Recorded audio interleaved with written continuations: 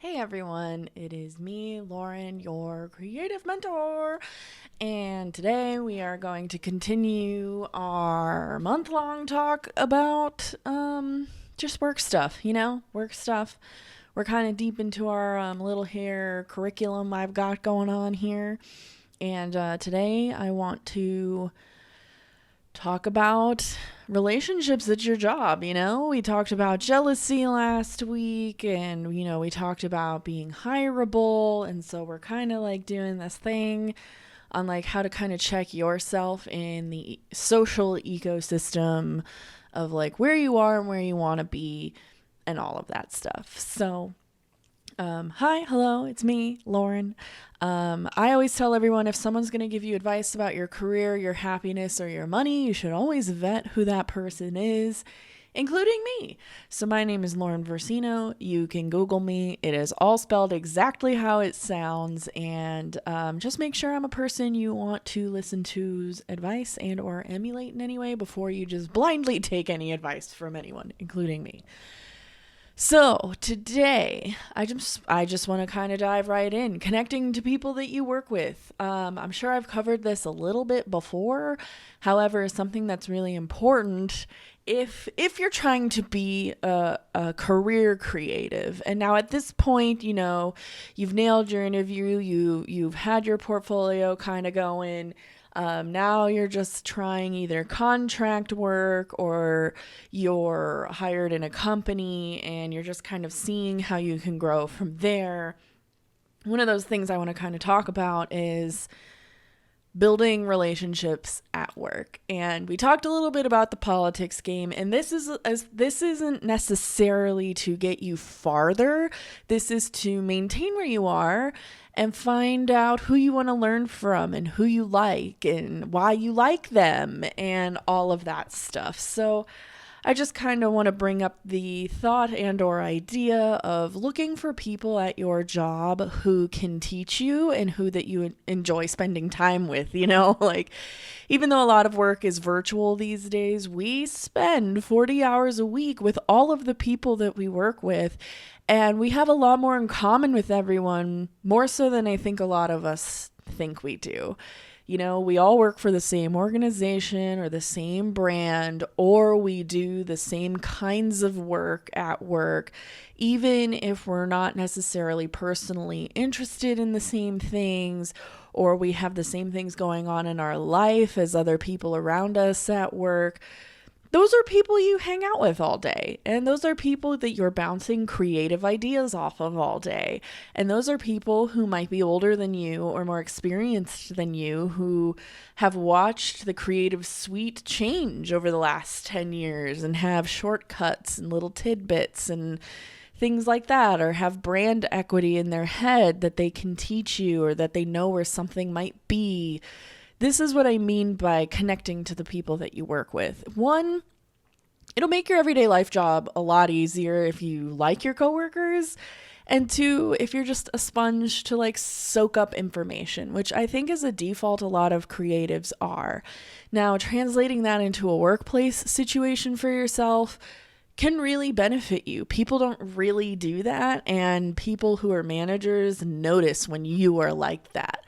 I tell you what. So, there's a real opportunity here to get to know some people, go to the company functions, go to the parties, go to the virtual happy hours.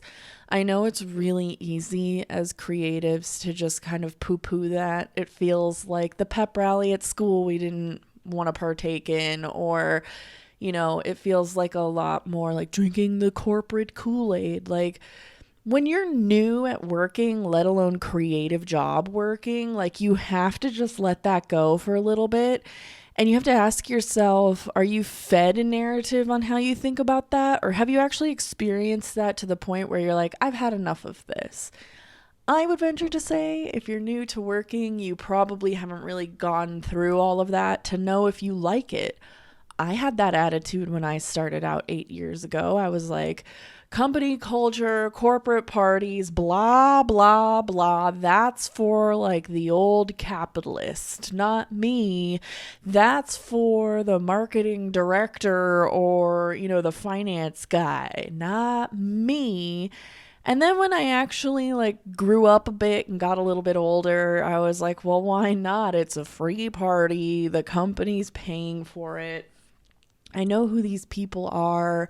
It's not going to hurt to get to know them more. Like, why not just go and like see what happens? And then you meet people and you have stories with them, and you might have been somewhere when you created an inside joke, and you carry that for like a couple of years if you're staying at your company for a few years. And all of a sudden, and as people come in and out or get promoted or whatever is going on, they have a story with you and you have a story with them. And that's nice, They don't have to be your best friend and you don't have to invite them over to your house for dinner, but like make an effort and get to know the people that you work with, because eventually someone somewhere at some point is going to move on to a better opportunity for them, whatever that criteria is.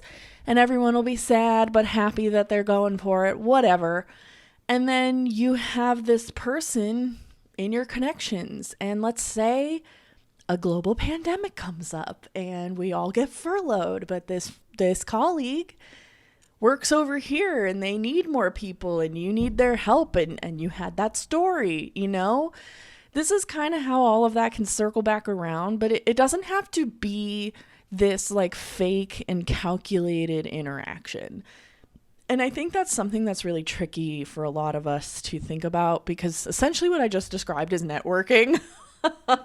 But I think it's really difficult to think about it that way, because when I hear networking, I'm like, oh, I'm going to this like job fair thing and I'm going to talk to people at booths who may or may not want to be there, and I'm collecting their business card and blah, blah, blah. Like, I want something from them.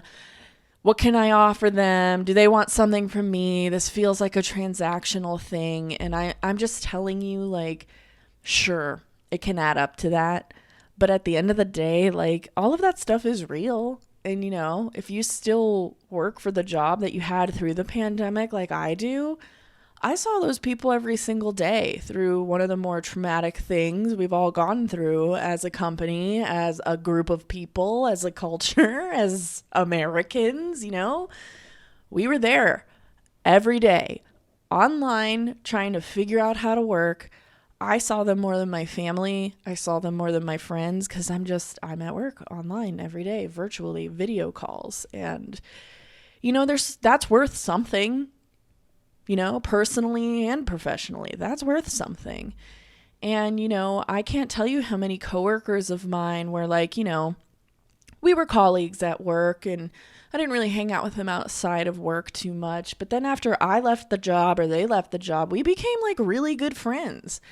And, I feel like we all hear this topic of like, it's really difficult to make new friends as an adult. And I'm not going to sit here and tell you that that's not true, because it is. It is really difficult to make friends as an adult. And it's also really difficult to make friends as you see more and more success in your career.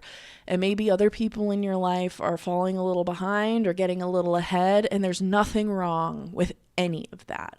But what's really helpful as an adult is if you give people a chance at your job, especially if it's a creative job, because you guys understand each other default that way. And that's really nice. And then when you leave or they leave or something else happens in your professional life or something, that's who your friends end up being. You can kind of let this wall come down after a while based on your own boundaries on who this person can be in your life. And like a lot of the people I interviewed for the interview series worked with me or managed me in some way, or I grew up with and we started to do the same things. Like, that's where a lot of my really deep creative connections anyway have come from. And so I really think to at least open your frame of mind to cultivating relationships at your jobs, wherever they are and however long they are. You don't have to be there very long to have a memorable moment with someone that you work with. And it doesn't have to be forced, and it doesn't have to be fake. And you're not going to like everyone you meet, but it's going to count for something later. And it feels, honestly, it just feels really good when you get there. And like they're your backup. These are the people who someday you can have their back and they can have yours. And I also even say that for something that may be happening at work, you know. I was in a situation at work once where, you know, something really like scary happened to me, and I didn't really know how I wanted to handle it, or if I was overreacting, or if something was going on that shouldn't be. Like, I just didn't know how to check myself because I was so caught off guard by this interaction I had.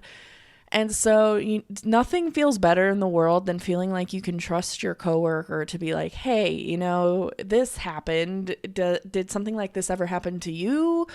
Or, you know, this happened and I don't really know like how to deal with this. Like, what would you do if you were in my situation? What would you do if you were me?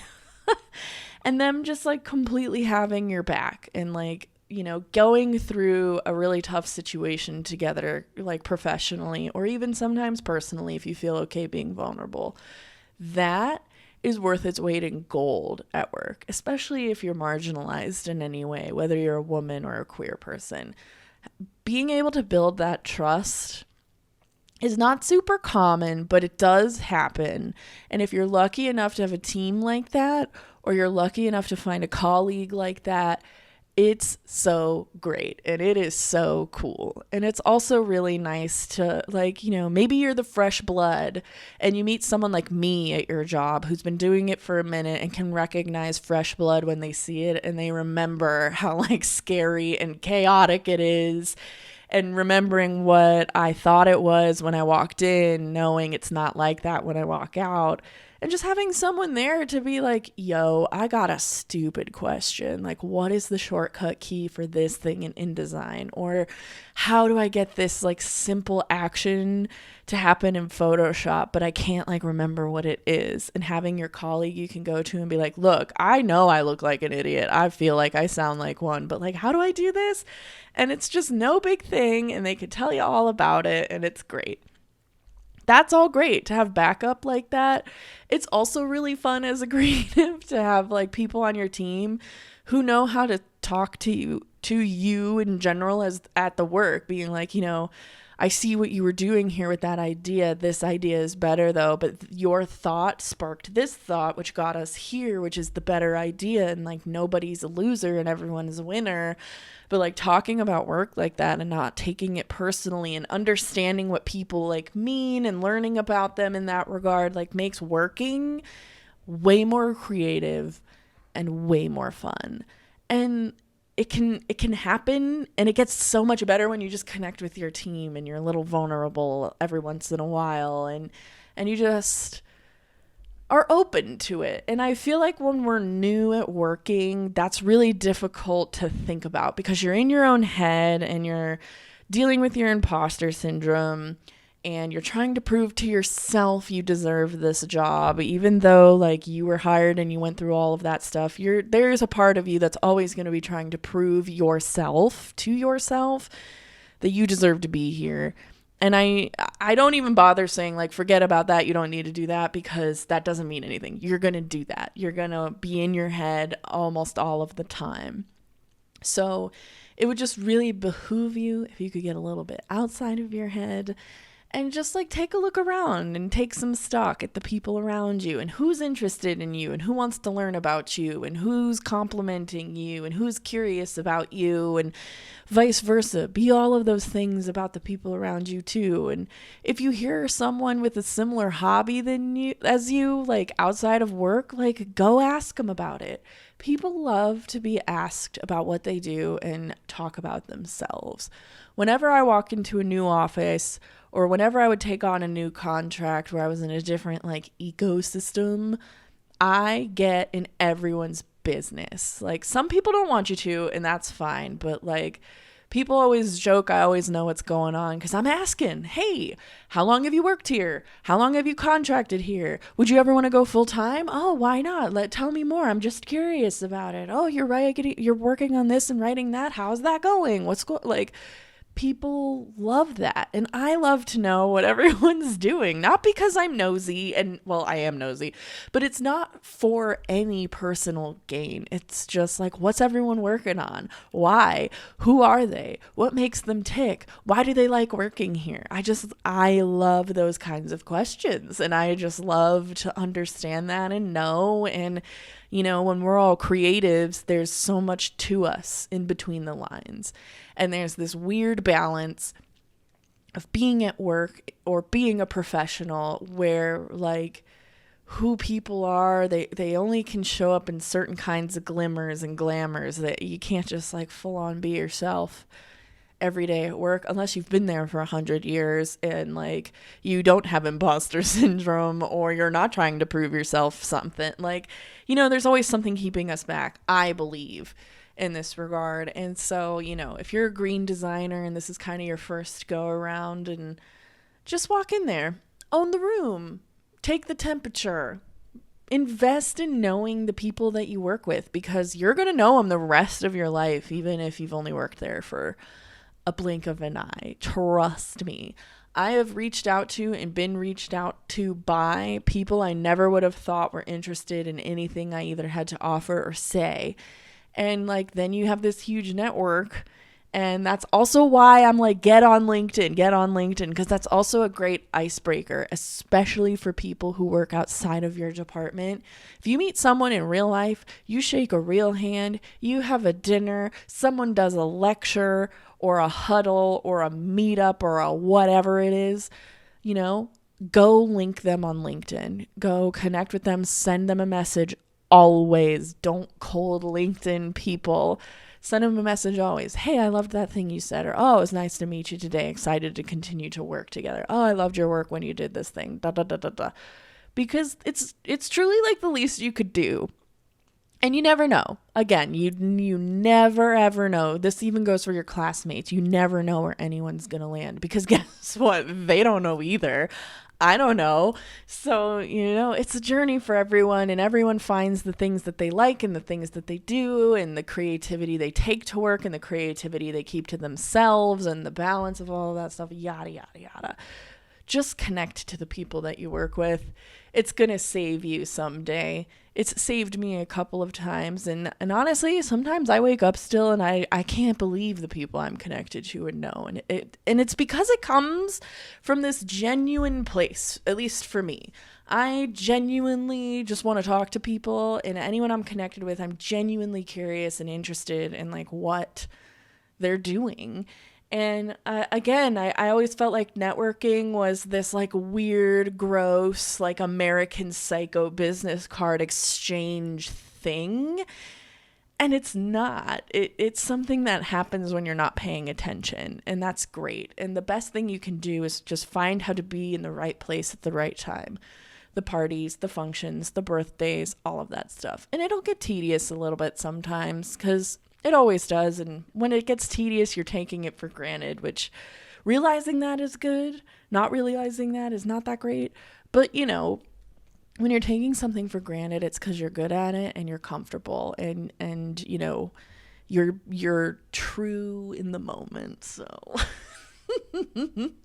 I don't know, but that's kind of the main thing of just connecting to people. I think when we're in business and creativity is a weird thing, and it's inevitable when you do it for a profession, because doing a profession and working in capitalism and exchanging goods and services for money is always professional business.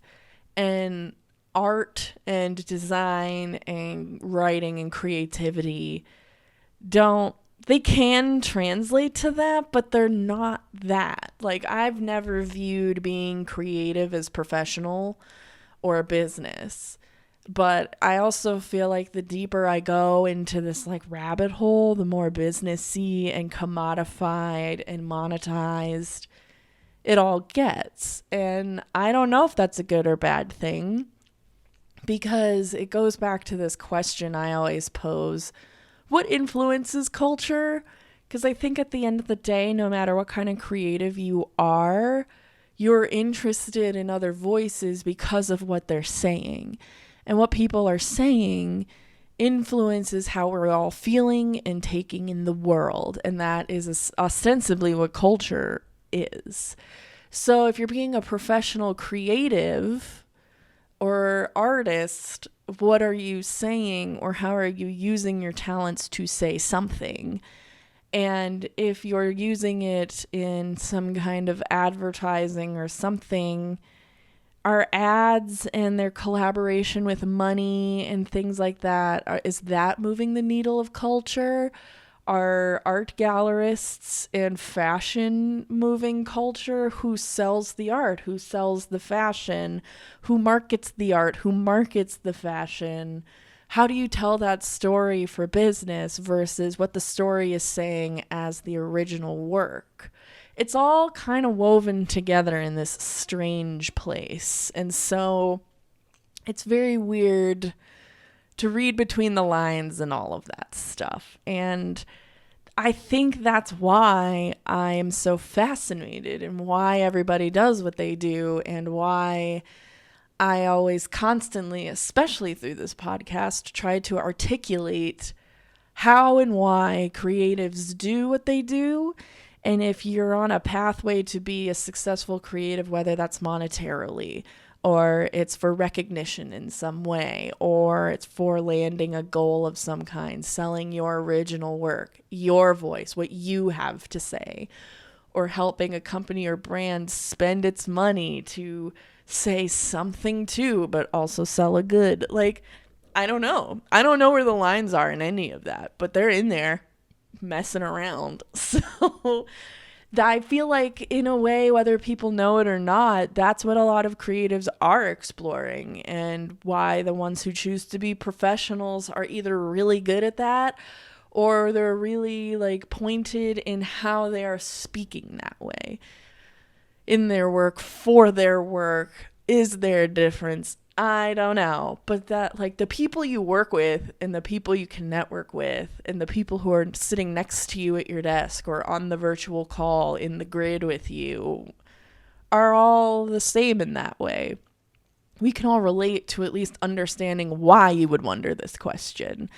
And that, like, who else are you going to find? How else are you going to find people who want to talk like that? I don't know. Just short of going to like art organizations or whatever is local to you, which is great. Go there too. But like, for me, at the end of the day, I think that's why I connect to my coworkers, and some of them are more cerebral than others. But at the end of the day, we all do the same work, and we have to work together to get the work done.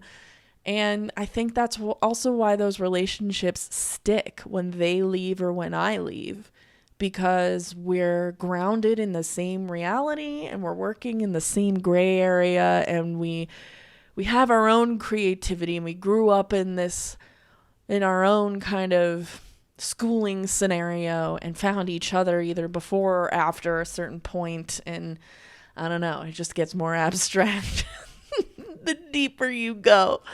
So I'm just telling you, if you're fresh out of school and you're at your job now and you're kind of getting the ropes and you're getting ready to start looking, is it time to negotiate a raise? Do I have enough work now from here to go somewhere better? You know, does my new coworker offer something? Does this contractor have an interesting scenario I can learn from? All of these questions are great to ask in your mind about the people around you and get to know them better.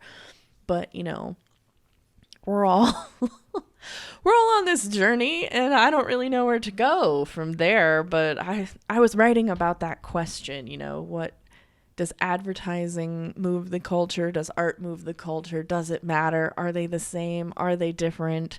The answer is yes, in different capacities. But it's the people around you at work are going to be the ones who want to sit and entertain that question with you for the 20 minutes in between working. You find them in or the lifetime of friendship you garner with them when you talk to them every single day on Discord while you're all working at the creative work that you do. And you just never know where it's going to come from. Just like a lot of things in the creative business. You never know where it's going to come from. You never know where your path is going to go. You never know what lesson you're going to take from what scenario. You never know who you're going to meet, what you're going to love, what you think you love and you learn maybe you don't. You never know where it's going to come from, which is why I constantly say, do what you would be doing anyway, because the rest of it finds you in some capacity, in some way. And the more you push forward and you can articulate what is it you do, you can find your people around you through your coworkers and other creatives and friendships and relationships that you keep. And even, pushing forward and just gaining more of a voice and more confidence. Confidence is everything. I deserve this. I accept this. I can do this. I will do this. I am good at this. All of those are so key to keep pushing forward. So the more time that passes, the better that gets. I tell you what, I've been doing this 9 years, and there's a lot of interesting things happening in the world. A lot of great things have come to me from this podcast and the people I know who are interested in listening to me now. I never thought I would have turned into this, but there's so much rich value in all of it. Get to know the people around you. Cultivate relationships. Figure that out. Be curious about it, because it will help you somewhere, whether it's in philosophical thought, connections for work, connections for a job, growing you as a designer. It's all going to help you if you just open up to it. So that was a little more emotional than I meant for it to be. But that's how that works. And it took me a long time to be comfortable with that. So, it took me maybe 2-3 jobs to be okay with the ecosystem and open up and get nosy and learn everyone and remember everyone and be on to meet them. That's a whole other thing that's tricky sometimes and can be exhausting, but just do it, dude. It will help. It will help, I promise. So that is really the main gist of this week. Next week, I'll give a little more context for commanding the room, kind of like a better way to kind of walk into a room, get people's attention on you, especially if you have like a pitch or a bid you're doing for a job or something where you need to speak about something. We'll kind of go through tips and tricks for that stuff, because now you've done the work a little bit and now you gotta bring it in front of people. Or you're getting more responsibility as the new guy and they're testing you on holding your own. We'll kind of walk through tips on all of that stuff. So that'll be next week. In the meantime, of course, check out the TikTok, always clips, tricks, clips, stitches and duets. It's a source page. There's a lot of good information flying around right now. I'm copying it all there for all of you to find. So the Creative Mentor on TikTok, check out the Creative Mentor Patreon. You don't have to subscribe, though. If you do, you do get cool things, but all of the stuff for the podcast is there, the videos, the audio. $2 a month gets you these episodes a week in advance. And $7 a month gives you my workbook, which covers all of the topics that we talk about for the month. And it's a workbook that is interactive. You can write in it when I ask you questions. There are checklists in there. There are links in there. All the resources are in there for you, as well as the Patreon page. So if you're interested in any of the things I ever talk about and you want just like a condensed resource guide for it, that's really the meat and potatoes of paying for the Patreon. Otherwise, again, everything is available publicly for free over there. It's the hub. You can also check out my website, laurenversino.com, for all of those resources too, if you're finding it troublesome to find anything. And again, you can always find me on LinkedIn. Again, my name is Lauren Versino. Always send me a message. I love hearing from you guys. Whether you find my email or you just message me on LinkedIn, I love hearing from you. This is for you. If you got questions, I've got answers. I've got time to respond. I asked for it. So go check all of that stuff out. And again, I will talk to you all next week.